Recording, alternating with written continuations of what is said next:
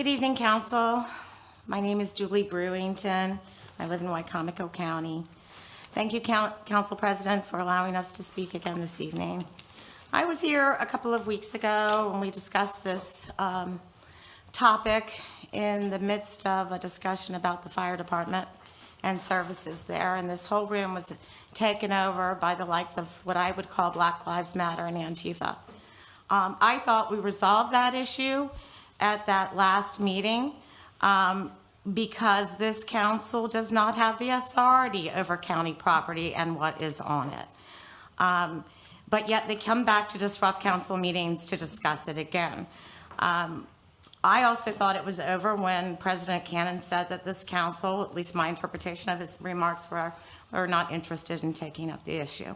The issue is a divisive one. It's intended to be a divisive one. It's intended to put people on opposite sides of an issue over a sign.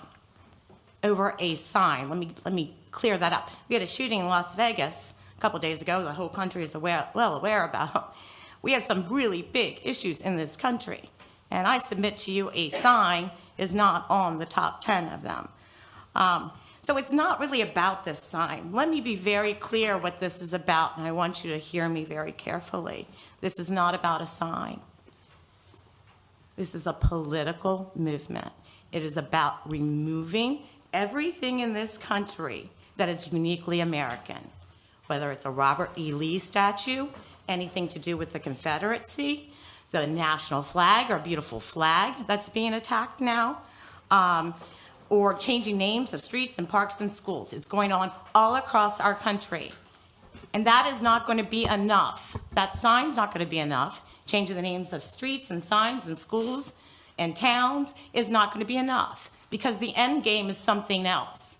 The end game is to change this country and to charge with everybody who disagrees with something that is about the Confederacy, that they're white supremacists. If they don't agree, they will either submit or they will be charged with being a white supremacist. So we will cower back. Well, I will not cower, because this is our country, and they're coming for our Constitution, and they're coming for our freedom of speech, and we have seen that demonstrated throughout the country with this Antifa group of people, these thugs, beating people over the heads because they want the right to speak. And they're proud of their country, and they want to sing God Bless America.